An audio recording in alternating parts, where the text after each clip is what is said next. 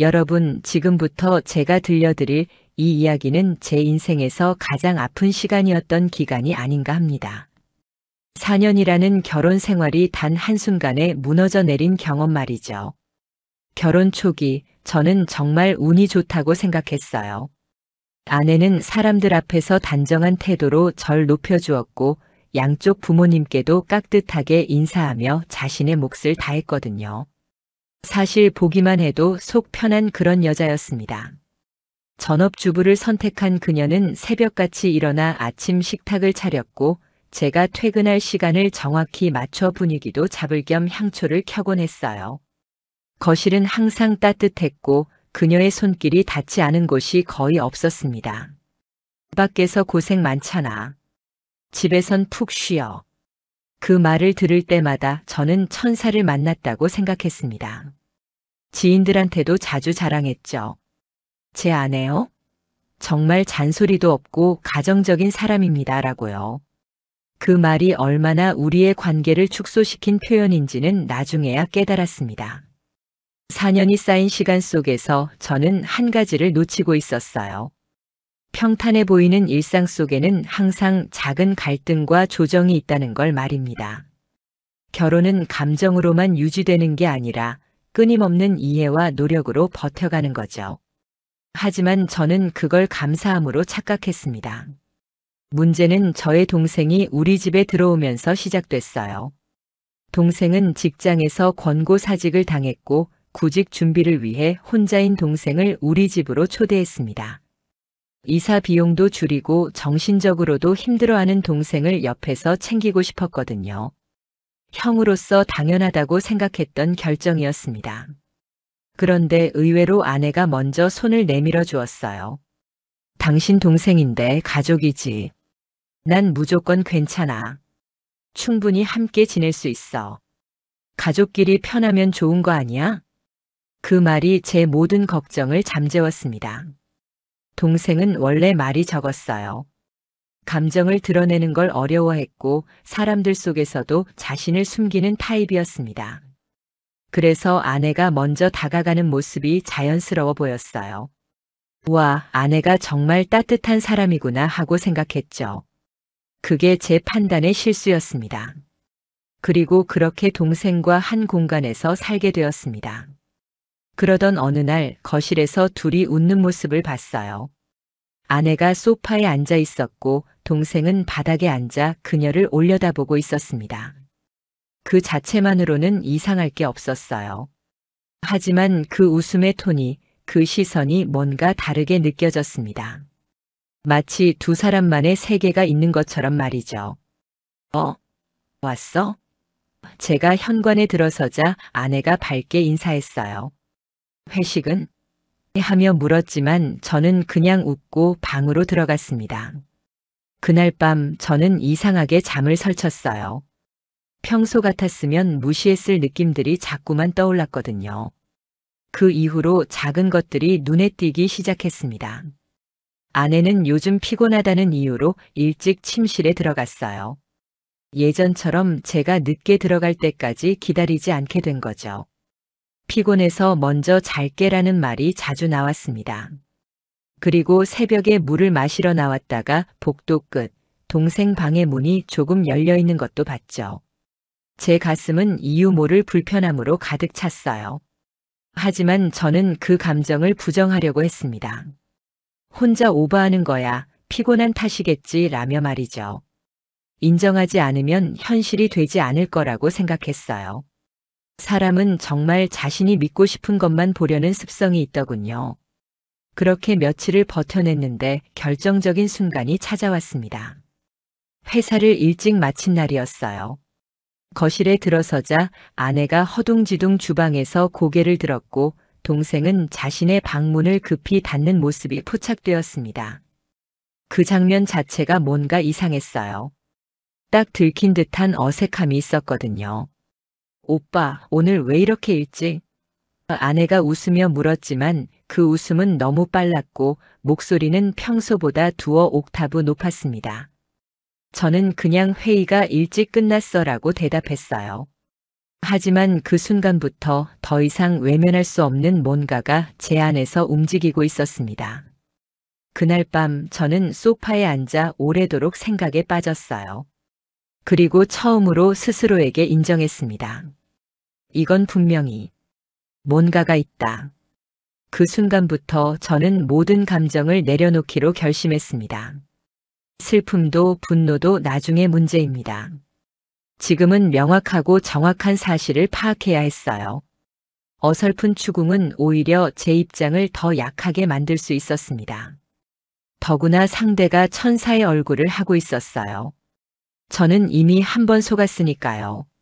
그래서 저는 아주 조용하게 그리고 아주 신중하게 움직이기로 했습니다. 첫 번째로 한 일은 거실의 공기청정기 뒤편에 초소형 CCTV를 설치하는 것이었어요.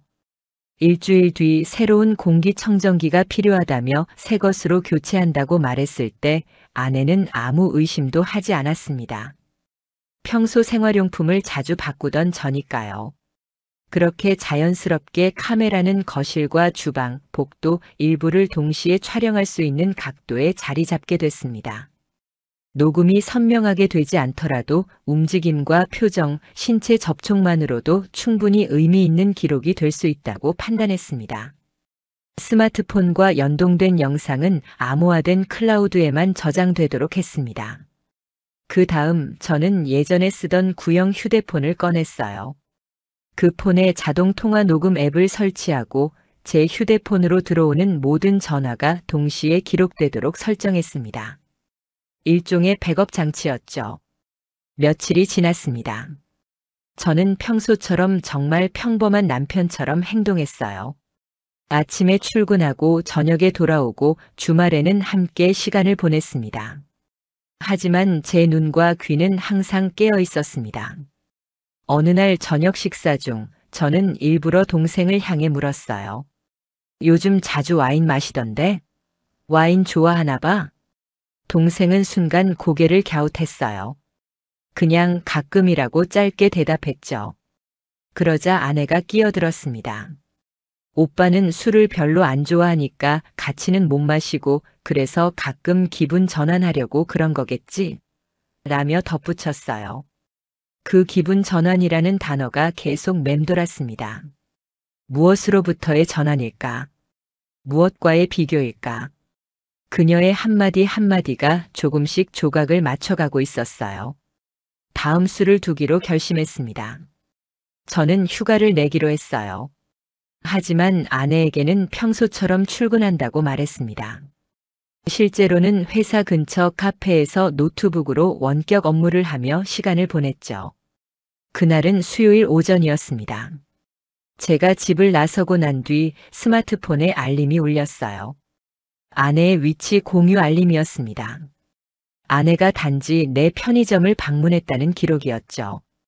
2시간 후 저는 아무 소리도 내지 않고 집에 들어갔습니다. 현관을 열자마자 이상한 게 눈에 띄었어요. 거실 쿠션이 평소와 다른 방향으로 돌려져 있었고 테이블 위에는 포도와 치즈가 놓여 있었습니다. 분명 아침에는 없던 것들이었어요. 포장지는 이미 벗겨져 있었고 포크 하나가 꽂혀 있었습니다.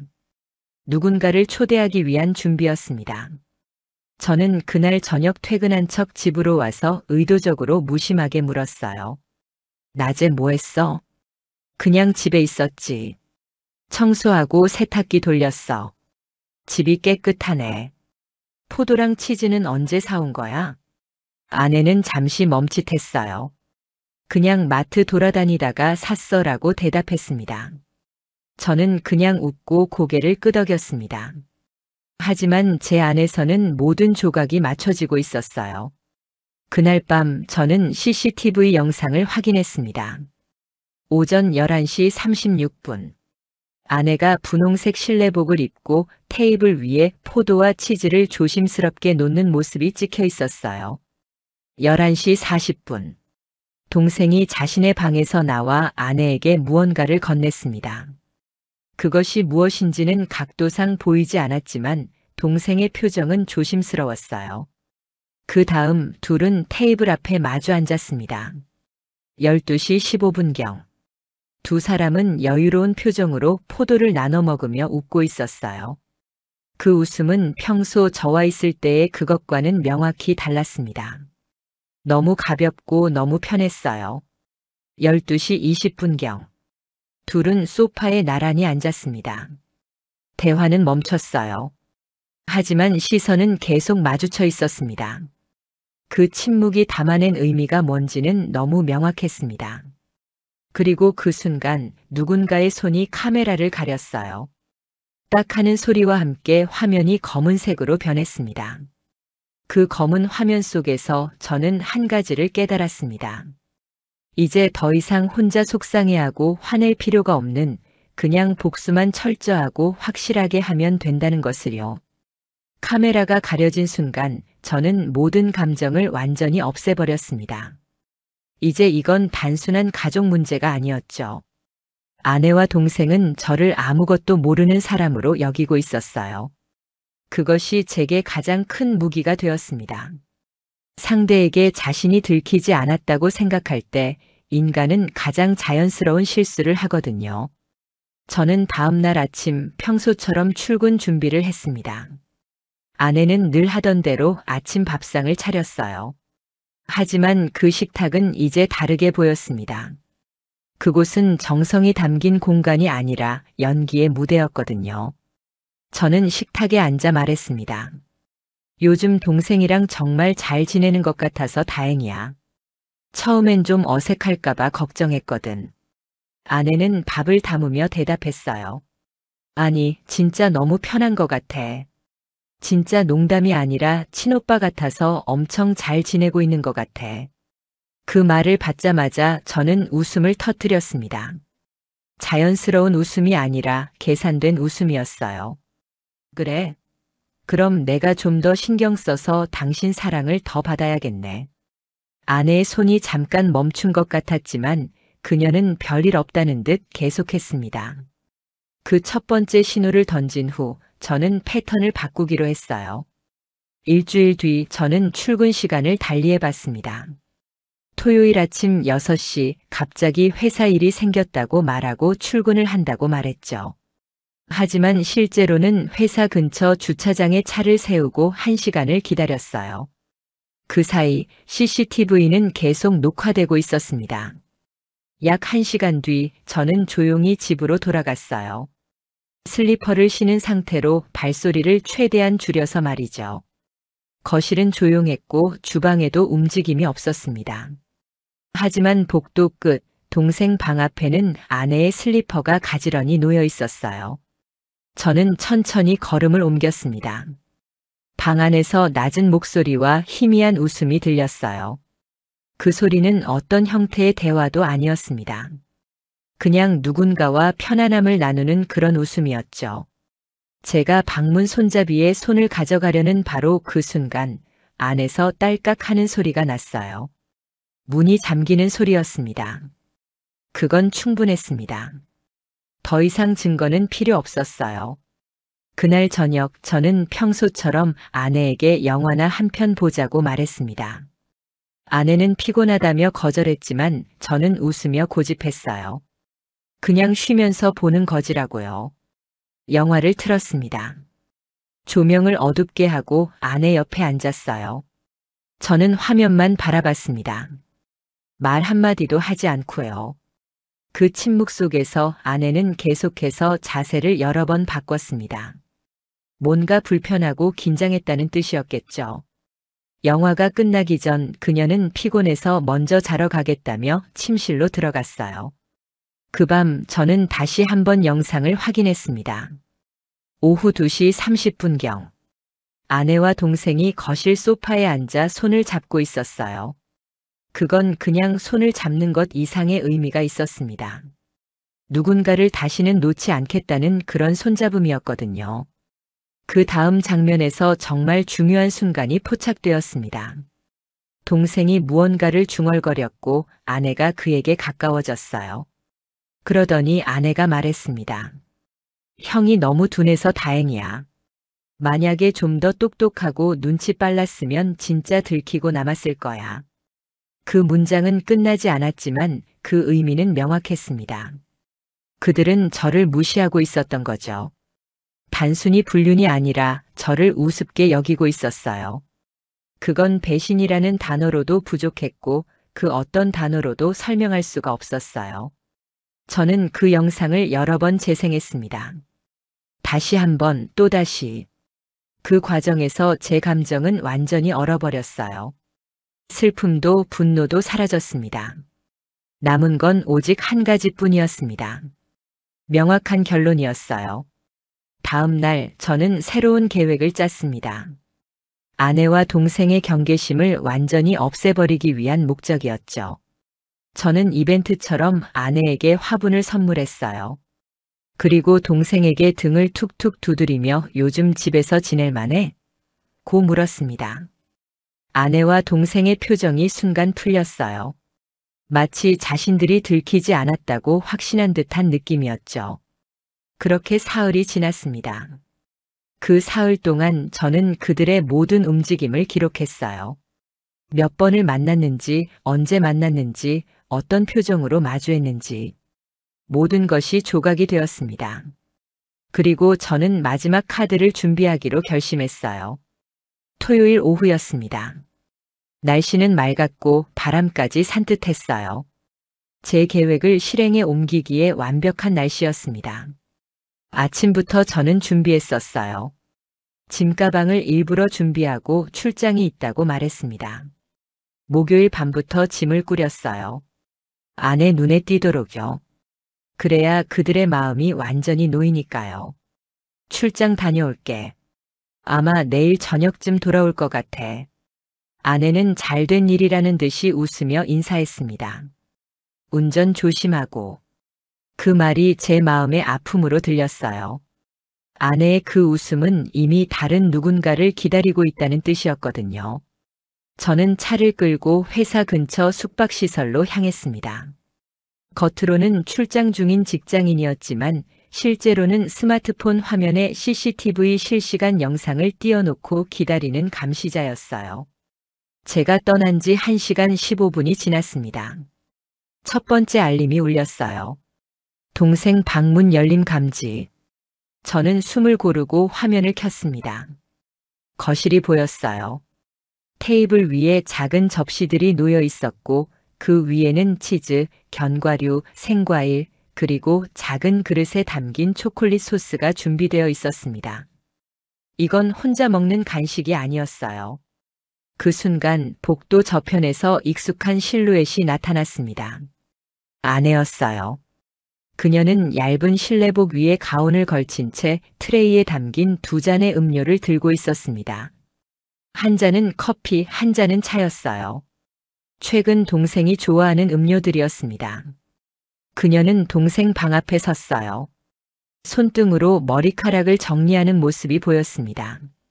마치 누군가를 기다렸다는 듯이요. 그리고 문을 2번 두드렸어요. 톡, 톡. 짧고 신호 같은 노크였습니다. 문이 안쪽에서 열렸고 아내는 고개를 약간 숙이며 방 안으로 들어갔어요. 문은 닫혔지만 완전히 닫히지 않았습니다. 경첩이 덜 닫혀 있었던 거죠. 마치 일부러 그렇게 남겨둔 것처럼요. CCTV 각도 때문에 방 안전체가 보이진 않았어요. 하지만 문틈 사이로 희미한 형체와 움직임이 담겼습니다. 빛이 거의 들지 않는 방 안, 동생은 창가 쪽 의자에 앉아 있었고 아내는 그의 옆에 섰습니다. 그리고 천천히 앉았어요. 동생의 바로 옆에요. 그들 사이의 거리는 거의 없었습니다. 아내가 뭔가를 말했어요. 음성은 들리지 않았지만 입모양으로는 웃으며 말하는 게 느껴졌습니다. 동생도 작은 웃음을 흘렸어요. 그들의 대화는 10분 정도 이어졌습니다. 그러다 아내가 팔을 들었어요. 그 손이 동생의 팔 위에 살짝 얹어졌습니다. 그냥 팔을 얹은 게 아니었어요. 그건 신뢰와 편안함의 제스처였습니다. 마치 여기가 안전해라고 말하는 것처럼요. 제 가슴이 철렁 내려앉는 게 느껴졌어요. 하지만 저는 아무 반응도 하지 않았습니다. 손도 떨리지 않게 조절했어요. 시간이 흘렀습니다. 14분, 15분, 18분. 오후 1시 42분. 아내의 손이 동생의 머리 쪽으로 움직였어요. 천천히 마치 누군가를 달래듯이요. 그 손은 동생의 머리를 살짝 쓰다듬었습니다. 한 번, 두 번, 세 번. 그 손길에서 제가 받지 못한 것들이 모두 담겨 있었어요. 따뜻함, 친밀함, 사랑이라고 부르고 싶은 그런 감정들이 말입니다. 저는 손에 들고 있던 펜을 내려놨습니다. 떨어지는 소리조차 크게 들렸어요. 20분, 25분, 30분이 지났습니다. 오후 1시 58분. 둘은 천천히 움직이기 시작했어요. 아내가 먼저 일어났고 동생도 따라 일어났습니다. 그들은 복도로 나왔어요. 카메라는 그들의 모습을 정확히 포착했습니다. 아내가 동생의 팔에 손을 살짝 얹으며 나왔어요. 마치 아주 사이가 좋은 연인처럼요. 그들은 주방으로 향했습니다. 거기서 뭔가를 더했어요. 컵을 닫고 트레이를 정리하고 그 과정 속에서 그들은 계속 웃음을 나눴습니다. 오후 2시 15분. 아내가 동생에게 뭔가를 건넸어요. 종이 조각이었습니다. 메모지였어요. 동생이 그걸 받아 펴보더니 고개를 끄덕였습니다. 그리고 아내가 그 메모지를 다시 가져가 어딘가에 숨겼어요. 제 화면에는 글씨가 선명하게 보이지 않았습니다. 하지만 몇 단어는 읽을 수 있었어요. 조금만 형. 그 글자들이 화면에서 희미하게 떠다니고 있었습니다. 저는 노트에 기록했어요. 시간, 장면, 모든 것을 말입니다.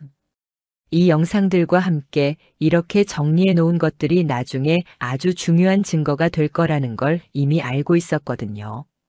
밤이 되었습니다. 저는 호텔 방에서 밤새 영상을 다시 봤어요. 이미지를 캡처했고 타임스탬프를 꼼꼼하게 확인했습니다. 모든 게 법적으로 문제 없도록요. 다음 날 아침 저는 집으로 돌아갔습니다. 아내가 현관에서 저를 맞이했어요. 오빠, 출장 잘 다녀왔어? 저는 웃으며 대답했습니다. 응. 나 없이도 잘 지내고 있었지? 그녀는 환하게 웃었어요. 그 웃음이 이제는 가장 무서운 표정으로 느껴졌습니다. 출장에서 돌아온 다음 날 저는 평범한 남편으로 돌아왔습니다. 하지만 이제 그건 연기였어요. 자연스러운 연기였죠. 일요일 아침이었습니다. 아내가 미역국을 끓였어요. 평소보다 정성이 들어간 것처럼 보였습니다. 오빠 생일은 아니지만 그냥 끓여봤어. 출장도 고생이었잖아. 그 말을 들었을 때 저는 냉정하게 한 가지를 깨달았습니다. 이 모든 따뜻함은 죄책감에서 비롯된 거라는 거요. 자신들의 행동을 감싸기 위한 위장이었던 겁니다. 저는 수저를 들고 국을 한 입 먹었어요. 그리고 고개를 끄덕였습니다. 시원하네. 요즘 요리 실력이 많이 늘었나 봐. 그 말 한마디에 아내의 젓가락이 순간 멈췄어요. 아주 짧지만 충분히 눈에 띄는 정도로요. 제 말 속에 숨겨진 의미를 감지했다는 뜻이 아닐까 했습니다. 그녀는 곧 다시 미소를 지었지만 그 미소는 이전과 달랐어요. 조금 경직되어 있었습니다. 그런가? 자주 하다 보니까. 정말이죠. 자주 했으니까요. 제가 없을 때마다 그 누군가를 위해서요. 며칠이 지났습니다. 저는 계획된 대로 움직였어요.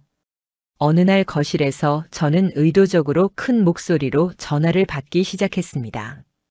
아내는 베란다에서 빨래를 개고 있었고 동생은 방에 있었어요. 충분히 들릴 거리였습니다. 네, 변호사님. 자료는 다 정리됐습니다. 그 말을 하는 순간 복도 쪽에서 인기척이 느껴졌어요. 동생이 방문을 조심스럽게 열어본 것이었습니다. 저는 그를 향해 시선을 두지 않은 채 계속했습니다. 영상이며 음성 파일 모두 백업 완료했고요. 사실관계는 제 손에만 있으니까요. 동생의 얼굴에 핏기가 빠지는 게 느껴졌어요. 하지만 저는 계속했습니다. 내용이 생각보다 상세해서 많이 놀랐네요. 예상했던 것보다 훨씬 노골적이었습니다. 방문이 조용히 닫혔습니다. 동생이 물러난 거였어요. 그날 저녁 아내의 표정은 완전히 달라져 있었습니다. 떨리는 손으로 밥을 담았고 말도 조심조심했어요. 공포가 묻어났습니다. 다음 날 아침 저는 지갑을 식탁 위에 일부러 두었어요. 그 안에 USB를 살짝 튀어나오게 배치했습니다. USB에는 아무것도 담겨 있지 않았어요. 하지만 중요한 건 그들의 반응이었습니다. 퇴근 후 집에 돌아왔을 때 지갑의 위치는 미세하게 옮겨져 있었습니다. 누군가 확인했다는 뜻이었죠. USB도 손을 댄 흔적이 있었어요. 저는 아무것도 묻지 않았습니다. 대신 저녁 식탁에서 조용히 물었어요. 오늘 집에 누가 다녀갔어? 아내가 놀라서 수저를 떨어뜨렸습니다. 아무도 안 왔는데? 그래.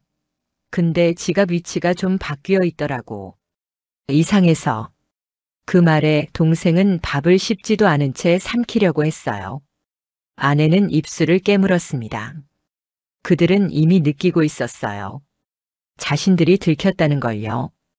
일주일 뒤 저는 동생을 마트에서 만났습니다. 평소보다 훨씬 수척해 보이는 모습이었죠. 잠을 제대로 못 자고 있다는 게 얼굴에 나타났습니다. 동생은 저에게 말을 걸더군요. 형, 무슨 일 있어? 저는 천천히 고개를 끄덕였습니다. 있지. 근데 너랑은 상관없는 일이야. 아니면 상관 있을지도 모르고 알아서 판단해. 그 말에 그의 눈동자가 흔들렸어요. 저는 계속했습니다. 사람은 실수할 수 있어.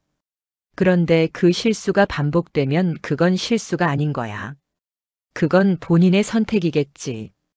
그의 얼굴이 창백해졌습니다. 형 정말. 저는 동생의 말을 일부러 끊었어요. 말로 한다고 해서 바뀌는 건 아무것도 없어. 이제부턴 말이 아니라 결과가 나올 차례야. 마트 자동문 앞에서 동생은 한동안 얼어붙은 듯 서 있었습니다. 그가 현실을 마주하는 순간이었어요. 그 밤 저는 변호사 사무실을 방문했습니다. USB와 함께 상세한 진술서를 들고요. 변호사는 자료를 꼼꼼히 검토했어요. 영상, 촬영 각도, 타임스탬프. 모두 법적 효력이 있습니다. 이건 불륜 소송뿐만 아니라 손해배상 청구도 충분히 가능한 수준입니다. 저는 조용히 답했습니다. 이건 이 상황을 끝내기 위한 게 아니에요. 이건 제 인생의 새로운 시작입니다. 제가 다시 살기 위한. 변호사는 고개를 끄덕였어요. 그리고 진행을 약속했습니다. 변호사와의 상담이 있은 지 일주일 뒤 저는 집에서 아내와 동생을 식탁에 마주 앉혔습니다. 이미 그들은 느끼고 있었어요. 하지만 확실하지는 않았습니다. 식탁 위에는 두 가지가 놓여 있었어요. 하나는 USB, 다른 하나는 종이봉투였습니다. 저는 조용히 시작했습니다. 이 안에 전부가 들어있으니까 확인해봐도 좋아. 아내의 얼굴이 창백해졌어요. 거실에서 너희가 손을 잡던 장면, 방에서 나눴던 그 웃음들, 그리고 문이 닫히지 않은 그 몇십 분간의 모든 기록. 동생은 고개를 푹 숙였습니다. 그게 도대체 언제부터? 아내가 떨리는 목소리로 물었어요. 하지만 저는 그 질문에 답하지 않았습니다. 내가 언제부터 알았느냐가 중요한 게 아니야. 중요한 건 지금 이 순간이야. 저는 종이봉투를 열었어요. 그 안에는 인쇄된 화면 캡처 사진 몇 장과 문서가 들어 있었습니다. 첫 번째 사진은 아내가 동생 방 앞에서 노크하는 모습. 두 번째는 방으로 들어가는 그 순간.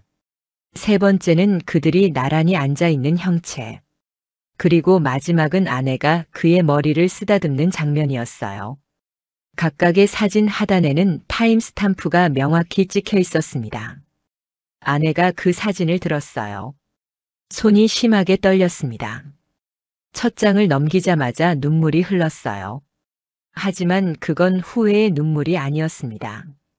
들켰다는 절망의 눈물이었죠. 넌 그동안 나한테 아무 말도 하지 않았어. 넌 내게 거짓말로 일관했고, 날 우습게 봤고, 그리고 가족이라고 부르는 사람과 배신을 저질렀어. 아내는 입술을 깨물었어요. 반박할 말이 없었던 겁니다.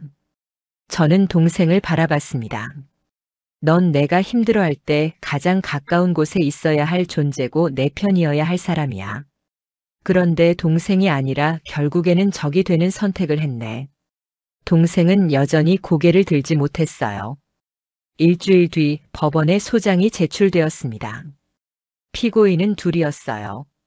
첫 번째는 아내, 혼인 파탄의 직접적 원인 제공자로서의 책임. 두 번째는 동생, 불법 행위와 불륜 상대로서의 손해배상 책임이었습니다. 청구액은 총 5천만 원이었어요. 정신적 고통, 가정 파괴, 신뢰 붕괴에 대한 손해배상이었습니다. 첫 조정 기일이 정해졌습니다. 한 달 뒤였어요. 그 한 달간 저는 과거와 현재를 동시에 살았습니다.